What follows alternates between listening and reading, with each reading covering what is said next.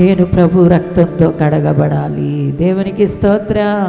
యేసయ్య రక్తంతో నేను కడగబడాలి, యేసయ్య రక్తంతో నేను కడగబడాలి. ఇదే ఆలోచనతో ఉండాలి, ఇదే పనిని జరిగిస్తూ ఉండాలి. ప్రభు నా ఆత్మ ప్రాణ దేహాలన్నీ రక్తంతో కడగండి అని చెప్పాలి. ఎందుకంటే దేవుడు తన రక్తంతో కడుక్కొని మనల్ని పరిశుద్ధంగా నిలబెట్టాలనుకుంటున్నాడు. చప్పట్లు కొట్టి దేవుని నామానికి మహిమ చెల్లించండి. తరువాత చూడండి, ఇంకొక గుణం ఉంది. 11వ వచనాన్ని చూద్దాం. సంఘానికి ఇంకొక లక్షణం ఏంటో. ఆమె పెనిమిటి ఆమె యందు నమ్మిక ఉంచును. 12వ వచనం.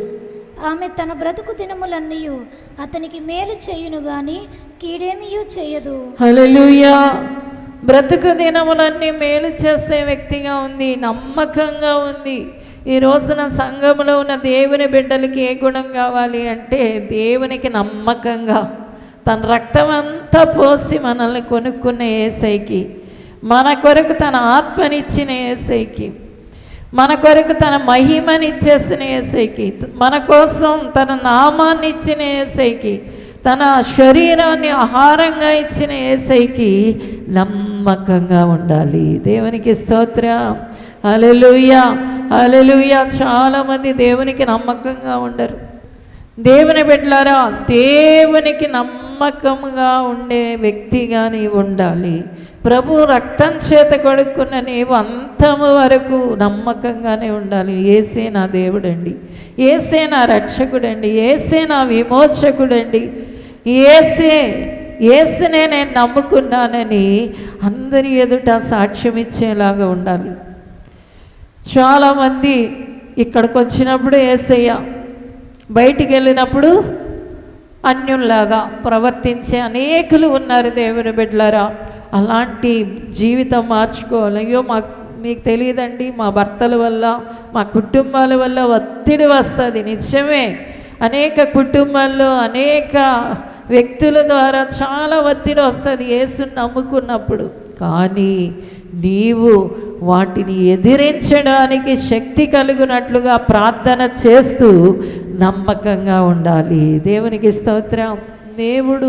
దేవుడికి అసాధ్యమైంది ఏమీ లేదు. దేవునికి సమస్తం సాధ్యమే. ప్రభువా, నాకు నమ్మకంగా నీలో ఉండకుండా అనేకుల వల్ల అభ్యంతరం ఆటంకం కలుగుతుంది అంటే దేవుడు అవన్నిటినీ తొలగించి నమ్మకమైన దేవుని బిడ్డగా నిన్ను నిలబెట్టుకుంటాడు. దేవునికి స్తోత్రం. హల్లెలూయా. మొట్టమొదట ఒక దేవుని బిడ్డ ఎవరికి నమ్మకంగా ఉండాలి అంటే దేవునికి నమ్మకంగా ఉండాలి. హల్లెలూయా. నిన్ను రక్షించిన దేవునికి, నిన్ను క్షమించిన దేవునికి, నిన్ను విడిపించిన దేవునికి, నిన్ను విమోచించిన దేవునికి, నిన్ను పరిశుద్ధపరుస్తున్న దేవునికి, నిన్ను స్వస్థపరుస్తున్న దేవునికి, నిన్ను దీవిస్తున్న దేవునికి, పరలోకంలో నువ్వు చేరాలని నీ పేరు ఆయన జీవగ్రంథంలో రాసిన దేవునికి ఎలా ఉండాలి చెప్పండి? నమ్మకంగా ఉండాలి. దేవునికి స్తోత్రం. హల్లెలూయా. ఆ దినాలలో మొదటి దినాలలో యేసుక్రీస్తు ప్రభువారి పునరుద్ధానం తర్వాత ఉన్న క్రైస్తవులు అనేక హింసలు పొందారు, కొందరు చంపబడ్డారు. అయినా కూడా వారు దేవుని మీద ప్రేమను వదిలిపోలేదు.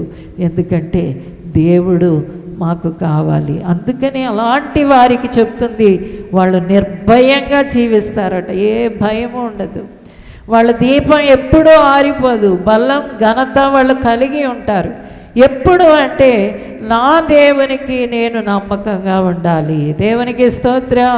ఆయన్ని పూజించే విషయంలో, ఆయన్ని సేవించే విషయంలో, ఆయన చిత్తంలో నడిచే విషయంలో, ఆయన గురించి పనిచేసే విషయంలో, ప్రతి దానిలో కూడా నమ్మకంగా ఉండాలి. తరువాత మనం చదువుకున్న ఇంకొక వచనం ఏంటంటే, అతనికి మేలు చేయను కానీ కీడేమీ చేయదట. ఈ రోజున దేవుని బిడ్డలారా, లోకానికి మీరు ఉప్పై ఉన్నారు, లోకానికి వెలుగై ఉన్నారు అని ఆయన నమ్మిన బిడ్డలకి దేవుడు సెలవిస్తూ ఉన్నాడు. అంటే లోకమంతటికి మన ద్వారా మేలు జరుగుతుంది, లోకమంతటికి మన ద్వారా ఉపకారం జరుగుతుంది. కాబట్టే దేవుడు మనల్ని వెలుగుకి ఉప్పుకి పోల్చాడు. లోకమంతటికి మేలు ఈ రెండు చేస్తాయా లేదా? వెలుగు మేలు చేస్తుంది, ఉప్పు కూడా లోకమంతటిగా చేస్తుంది. ఏ రాష్ట్రంలో ఉన్నా, ఏ దేశంలో ఉన్నా, ఏ జాతి వాళ్ళైనా, ఏ కులస్తులైనా. అందుకే దేవుడు మనకి ఈ చక్కటి మాటని తెలియచేశాడు. అందరికీ మేలు ఎవరు చేయగలరు అంటే ప్రార్థన చేసేవాళ్ళే చేయగలరు. ప్రార్థన చేసేవాళ్ళు ప్రతి వారికి మేలు చేయగలుగుతారు, ప్రతి వాళ్ళకి మేలు చేయగలుగుతారు. మేలుకరమైనవి వాళ్ళ మాటలు మేలుకరంగా ఉంటాయి, వాళ్ళ పనులు కూడా మేలుకరంగా ఉంటాయి. ఈ రోజున చాలామంది ప్రార్థన చేయని వారిగా ఉంటారు. సంఘానికి వస్తారు, ఆదివారం ఆరాధన చూసుకుంటారు, వెళ్ళిపోతారు. ఆఖరికి ప్రార్థనా కూడికలకి కూడా రాని క్రైస్తవులు కూడా ఉన్నారు. ఈ కుటుంబ ప్రార్థన, ఉపవాస ప్రార్థన అంటే రాని వాళ్ళు కూడా ఉన్నారు. ప్రార్థన అంటే గిట్టదు, వాక్యం వింటారు, లేకపోతే పాటలు ఉంటాయి, లేకపోతే ఇతరత్ర కార్యకలాపాల్లో ఉంటారు. కానీ ప్రార్థన పట్టుమని కూర్చొని కొంతసేపు ప్రార్థన చేయలేని వారిగా ఉంటారు. అయితే ప్రార్థన చేసేవాళ్ళే దేవునికి మేలు చేస్తారు, మనుషులకి మేలు చేస్తారు. హల్లెలూయా, హల్లెలూయా. కాబట్టి ప్రతి వాళ్ళు మేలు నీ ద్వారా జరగాలి అంటే నీవు ప్రార్థన చేసే వ్యక్తివై ఉండాలి, ప్రార్థన చేసే వ్యక్తివై ఉండాలి. ప్రార్థన చేస్తూ ఉండగా నీవు అనేకులకి మేలు, ఆశీర్వాదాన్ని పంచగలిగిన వ్యక్తిగా దేవుడు నిన్ను నిలబెట్టగలుగుతాడు. నా గురించి నాకే ప్రార్థన చేసుకోవడానికి కష్టం అనేవాళ్ళు చాలామంది ఉన్నారు. 5 నిమిషాల ప్రార్థన రోజంతటికి కలిపి ఒక 5 నిమిషాలు ప్రార్థనతో ఆపేస్తారు. కొంతమంది ఉదయం ఒక అరగంట, రాత్రి ఒక అరగంట చేసుకుంటారు. నువ్వు ఎంత ఎక్కువ ప్రార్థన చేస్తావో, నీ ఉపవాస ప్రార్థనలు, నీ జాగర ప్రార్థనలు, నీ ఉదయకాల ప్రార్థనలు నిన్ను మేలుకరమైన వ్యక్తిగా నిలబెడతాయి. దేవునికి స్తోత్రం, హల్లెలూయా. కీడు నీ ద్వారా జరగదు, ఏ కీడు ఎవ్వరికీ జరగదు, ఏ హాని జరగదు. ఎవరైనా దుఃఖపడడానికి, బాధపడడానికి నువ్వు కారణం కావు. ఎందుకంటే ఇతరులకి నీ ద్వారా మేలే జరిగేలాగా దేవుడు అద్భుతంగా నిన్ను నిలబెడతాడు. దేవునికి స్తోత్రం, హల్లెలూయా. అందుకనే సంఘానికి ఉండవలసిన 2వ లక్షణం చెప్తున్నాడు. సంఘంలో ఉన్న ఒక స్త్రీగా, ఒక పురుషుడుగా నీవు మేలు చేయాలి, అందరికీ మేలుకరంగా ఉండాలి అంటే ఏం చేయాలి అంటే ప్రార్థనలు అధికంగా చేయాలి. అందుకనే దేవుడు అంటున్నాడు తిమోతి పత్రికలో, ఇది మంచిది అంట. చూడండి 2 తిమోతి 1వ అధ్యాయం 2వ వచనం, 1వ వచనం. మనము సంపూర్ణ భక్తియు మాన్యతయు కలిగి నెమ్మదిగాను సుఖముగాను బ్రతుకు నిమిత్తము అన్నిటికంటే ముఖ్యముగా మనుషులందరి కొరకు ప్రార్థన చేయండి, రాజులందరి కొరకు ప్రార్థన చేయండి, అధికారులందరి కొరకు ప్రార్థనలు చేయండి, విజ్ఞాపనలు చేయండి, యాచనలు చేయండి, ప్రార్థనలు చేయండి, కృతజ్ఞతాస్తుతులు చెయ్యండి అని హెచ్చరిస్తున్నాను అంటున్నాడు. అమ్మ చేస్తే చెయ్యండి, లేకపోతే లేదు. ఇది కాదు సంఘానికి ఆ దినాల్లో పౌలు చెప్తున్న మాట ఏంటి? మీరు ప్రార్థన చేయితే చెయ్యండి, లేకపోతే లేదు కాదు. మీరు ప్రార్థన చేసే తీరాలి. మీరు సంఘంలో ఉన్న బిడ్డలుగా మీరు మంచి బలాన్ని, ఘనతని పొందే బిడ్డలుగా ఉండాలంటే, నిర్భయంగా బ్రతకాలంటే, మీరు సుఖంగా బ్రతకాలంటే, మీరు నెమ్మదిగా బ్రతకాలి అంటే, మీకు గౌరవం కలగాలి అంటే ఏం చేయాలి? అందరి కొరకు ప్రార్థన చేయండి, ప్రార్థన చేయండి. ఇది మంచిది, మన రక్షకుడగు దేవుని దృష్టికి అనుకూలమే. ఇది ఏంటంటే మంచిది, మేలుకరమైనది. ఇదేంటి? నువ్వు అందరికీ మేలు చేసి పెట్టగలిగిన శక్తి ఎందులో ఉంది అంటే కేవలం ప్రార్థనలో ఉంది. కాబట్టి దేవుని బిడ్డ, నీవు ప్రార్థనలు చేయాలి. ఈ స్థలంలోకి వచ్చిన ప్రతి వారు కూడా రోజు ఎంతసేపు నేను ప్రార్థన చేస్తున్నాను అనేది మీకు మీరే కొలుచుకోవాలి. ఉదయమే ప్రార్థన మొదలుపెట్టారు అంటే అలాగా మీరు ఎక్కడ ఉంటే అక్కడ ప్రార్థన చేస్తూ ఉండండి. ప్రార్థన చేయడం వల్ల నీకు మేలు కలగడమే కాదు, అది అందరికీ మేలు కలుగజేస్తుంది. హల్లెలూయా, హల్లెలూయా. కాబట్టి మొదట యేసు రక్తం చేత కడుగుకునే వ్యక్తిగా నీవు ఉంటే ఎప్పుడు ధైర్యంగా ఉండగలుగుతావు. ప్రభువు వచ్చి నేను తీసుకుని వెళ్ళిపోతారు. హల్లెలూయా. రెండవదిగా ప్రార్థనలు అధికంగా చేసే వ్యక్తిగా ఉండండి. అప్పుడు నీకు మేలు జరగడమే కాదు, నీ ద్వారా అందరికీ మేలు జరగడం మొదలు పెడుతుంది. హల్లెలూయా. ప్రార్థన చేసేవారే ఇక్కడ అంటున్నాడు నీ భక్తి సంపూర్ణమవుతుందట. ప్రార్థన చేసే వాళ్ళకి ఏమవుతుంది? భక్తిలో సంపూర్ణమైపోతారు, గౌరవం కలిగి జీవిస్తారు, నెమ్మదిగా బ్రతుకుతారు, సుఖంగా ఉంటారు. ఎన్ని ఆశీర్వాదాలు చూడండి.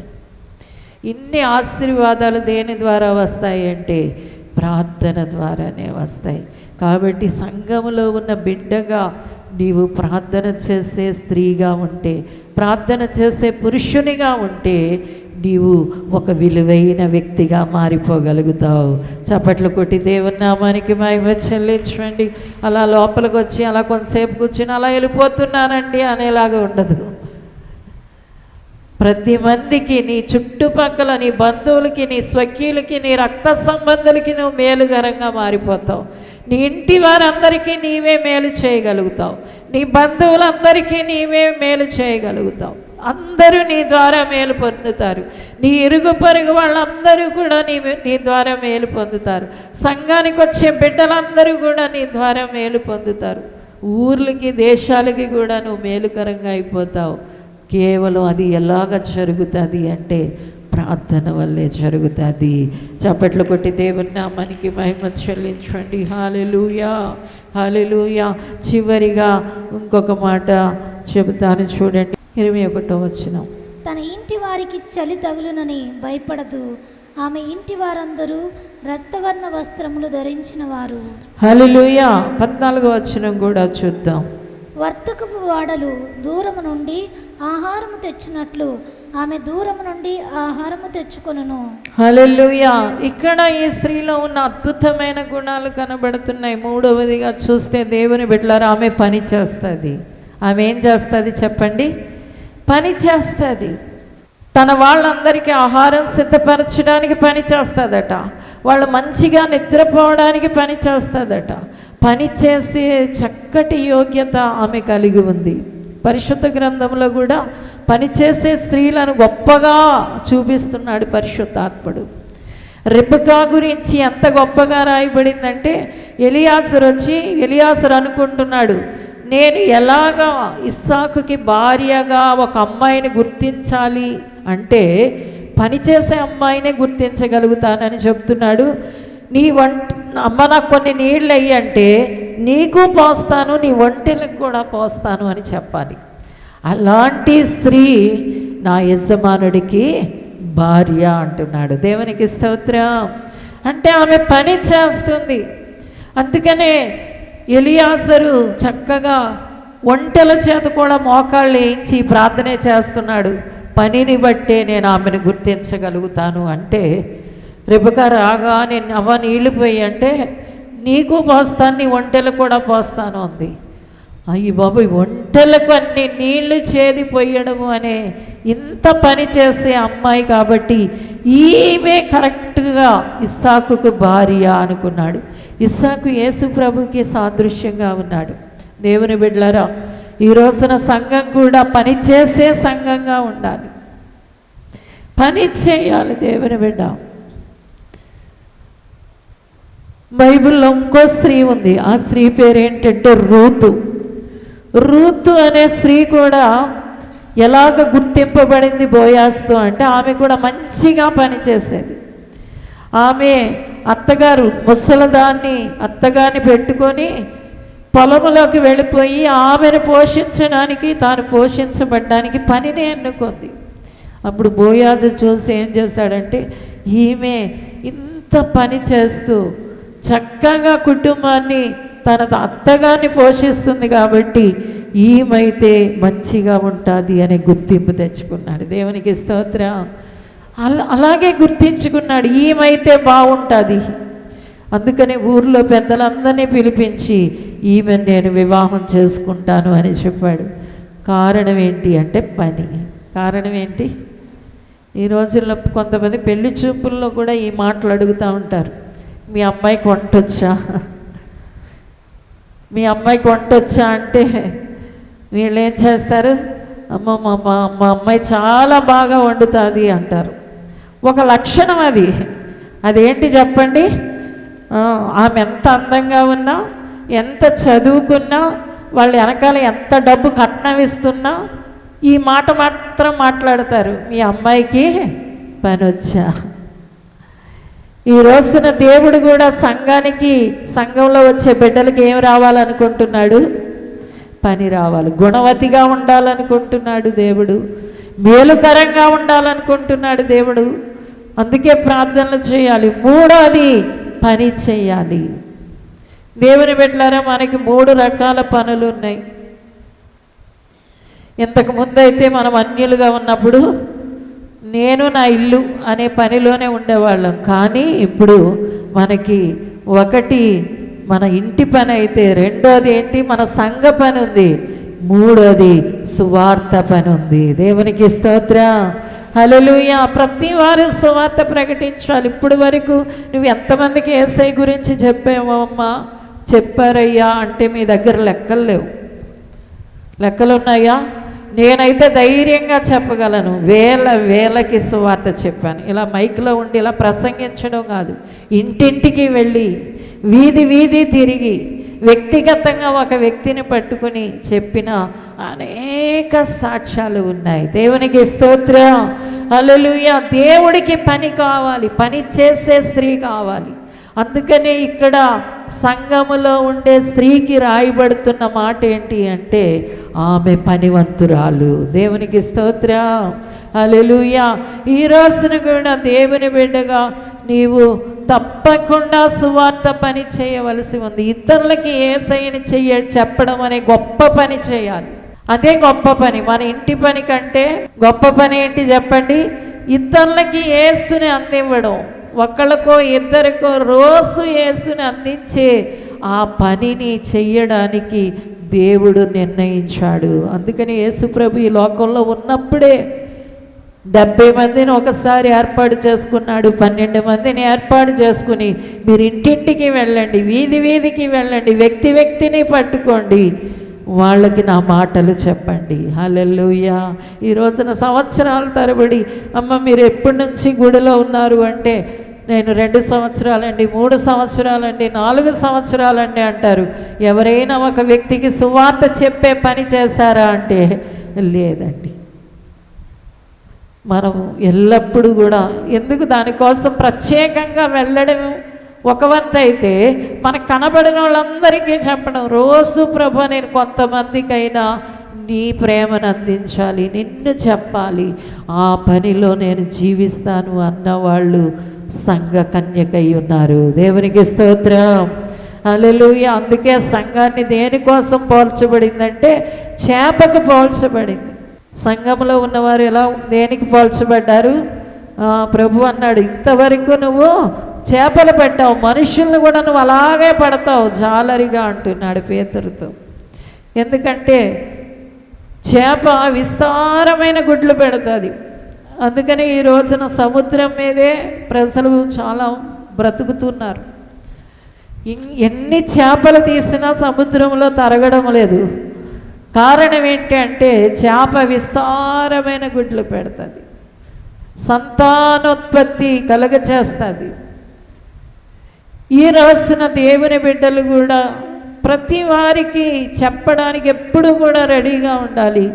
నీ నోట్లోండి దేవుని మాటలు వస్తూనే ఉండాలి, ఇతరులకి చెబుతూనే ఉండాలి. అలా చెప్పే పని ఎవరైతే చేస్తారో వాళ్ళు సంఘములో ఉన్న అద్భుతమైన వ్యక్తులుగా, విలువైన వ్యక్తులుగా ఉంటారు. దేవునికి స్తోత్రం. సంఘానికి వచ్చే అందరూ విలువైన వ్యక్తులు కాదు, సంఘానికి వచ్చే అందరూ గొప్పవారు కాదు, సంఘానికి వచ్చేవారు అందరూ బలమైన వ్యక్తులు కాదు, సంఘానికి వచ్చే వాళ్ళందరూ ఘనత కలిగిన వ్యక్తులు కాదు. కానీ ఈ 3 లక్షణాలు కలిగిన వారు. దేవునికి స్తోత్రం, హల్లెలూయా. యేసు రక్తం చేత ఎల్లప్పుడూ కడుక్కునేవారు, ప్రజల మేలు కొరకు ఎల్లప్పుడూ ప్రార్థనలు చేసేవారు. మూడోది, సువార్తను ప్రకటించే పనిలో ఉండేవారు. దేవునికి స్తోత్రం. హల్లెలూయా, హల్లెలూయా. కాబట్టి 3 చేయగలిగితే ఆ సంఘాన్ని గురించి దేవుడు అంటున్నాడు, ఆ సంఘంలో ఉన్న వ్యక్తులు ఎవరట? అమూల్యమైన ముత్యం. దేవుడు ఏమని పిలుస్తాడు నిన్ను? నీ పేరు పక్కన పెట్టి, నీ పేరుకు ముందు కానీ వెనకాల కానీ నా అమూల్యమైన ముత్యం అంటాడు. మన పిల్లల్ని మనం ముద్దుగా బంగారం, వజ్రం అని పిలుచుకుంటూ ఉంటాం.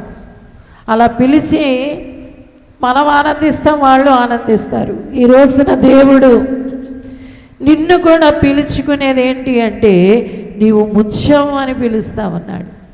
ఎందుకంటే నీవంటే ఆయన ఆనందిస్తూ ఉంటాడు. దేవునికి స్తోత్రం. హల్లెలూయా. నువ్వు బలమైన వ్యక్తిగా, ఘనమైన వ్యక్తిగా నిలబడతావు. అంతేకాదు, రాబో కాలం విషయంలో ఏ నిర్భయం నీకు ఉండదు. నీ దీపం ఎప్పుడూ ఆరిపోదు. ఈ 3 లక్షణాలు గుర్తుపెట్టుకోండి. దేవుడు ఒక సంఘములో ఉన్న ఒక విలువైన వ్యక్తిగా నీ జీవితాన్ని చూసి దేవుడు ఆనందిస్తాడు. అందరు లేచి నిలబడండి, ప్రార్థన చేద్దాం. ప్రార్థన చేద్దాం. ప్రభు, ఎప్పుడు నీ రక్తంతో కడుక్కుంటూ ఉంటాను, 24 గంటలు ఆ పని చేస్తాను అని దేవునికి చెప్పండి. అందరి కొరకు ప్రార్థనలు చేస్తానయ్యా చెప్పండి. అందరి కొరకు ప్రార్థనలు చేస్తాను. మూడవదిగా, సువార్త పని చేస్తాను. 10 మందికి యేసయ్య గురించి, రోజుకి ఒక్కళ్ళకైనా యేసయ్య గురించి చెప్తాను, ఒక్కరికైనా యేసు గురించి చెప్తాను. ప్రభువా, ముట్టండి, నా జీవితాన్ని ఆశీర్వదించండి. విలువైన వ్యక్తిగానే ఉండాలి. ఏదో సంఘానికి వచ్చి పోతున్నాను కాదు, ఒక విలువైన వ్యక్తిగా ఉండాలి. నీ చేత గుర్తింపబడిన వ్యక్తిగా ఉండాలి. నీవు నన్ను చూచి ఆనందించాలి ప్రభా. నేను నా భవిష్యత్తుని గురించి ఎలాంటి ఆలోచన లేని వ్యక్తిగా ఉండాలి. బలము, ఘనత నాకు ఉండాలి. దేవుడు అవన్నీ నీకు ఇస్తాడు. ఈ స్త్రీ, ఈ సంఘ కన్యక ఎలాంటి జీవితాన్ని కలిగి ఉందో పరిశుద్ధాత్ముడు మన ముందు ఉంచాడు. దేవుని బిడ్డ, నేను కూడా పాటు పడతాను, నేను కూడా పని చేస్తాను. సువార్త అనే గొప్ప పని చేయగలి, సువార్త అనే గొప్ప పని చేయాలి. ప్రభా, నేను కూడా చేస్తానయ్యా.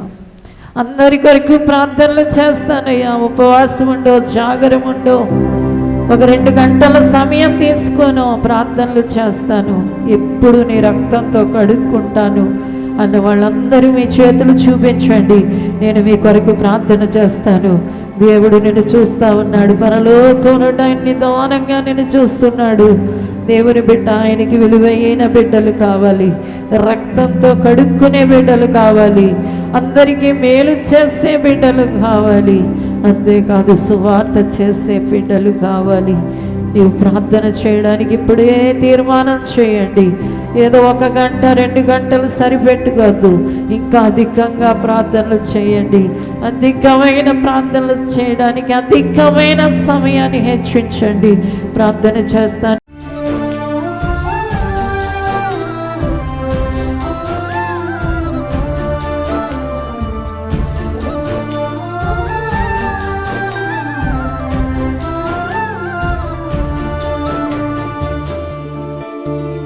పరిశుద్ధమైన తండ్రి, అయ్యా నీకు వందనాలు చెల్లిస్తున్నాను. ఈ వాక్యాన్ని అంగీకరించిన నీ బిడ్డలందరినీ యేసు నామములో ముద్ర వేస్తున్నాను నాయన. పరిశుద్ధాత్మలో యేసు నామములో ముద్ర వేస్తున్నాను తండ్రి. నీ బిడ్డలు ముద్రింపబడిన వారిగా ఉందరుగాక. నీ రాకడ కొరకు సిద్ధపడే గుంపులో ఉందరుగాక. నీ రాకడలో ఆయత్తపడే గుంపులో ఉందరుగాక. పరిశుద్ధాత్మ శక్తి చేత ఆవరింపబడిన బిడ్డలుగా ఉందరుగాక. అయ్యా, పరిశుద్ధులుగా, అయ్యా నీ రక్తంతో ఎల్లప్పుడూ కడుక్కునే వారిగా ఉందరుగాక.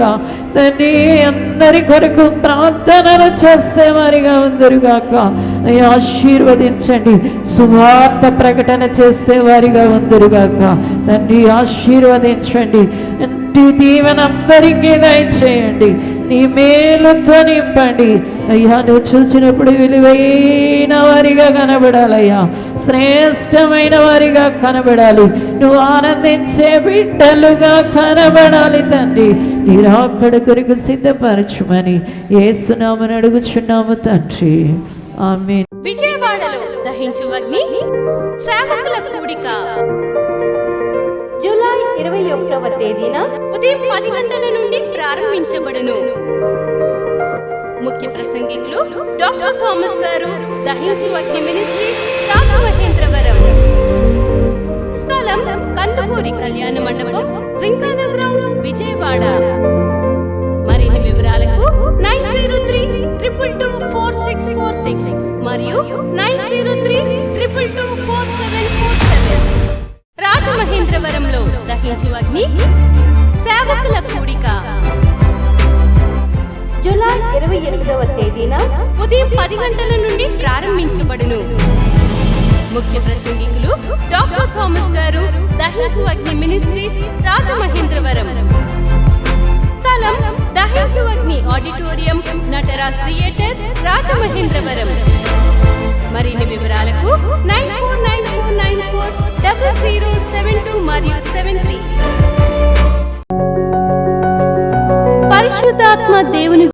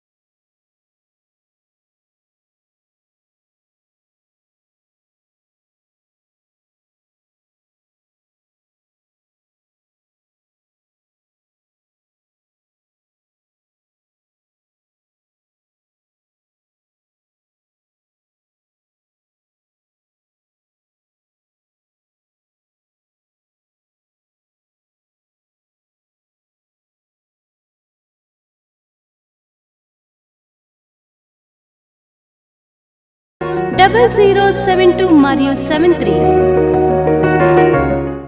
మీ ప్రార్థన అవసరతలకు 9494940072 మరియు 73. ఈ టీవీ కార్యక్రమాన్ని చూసి ఆశీర్వదించబడినట్లయితే దహించు అగ్ని టీవీ పరిచర్యకు మరియు బ్లెస్సింగ్ ల్యాండ్ కు సహకరించండి. Dahinchu Agni trust current account number 357222444370, State Bank of India, main branch, Rajamahendravaram. My address doctor Thomas, Dahinchu Agni ministries, తుమ్మలోవా, Rajamahendravaram.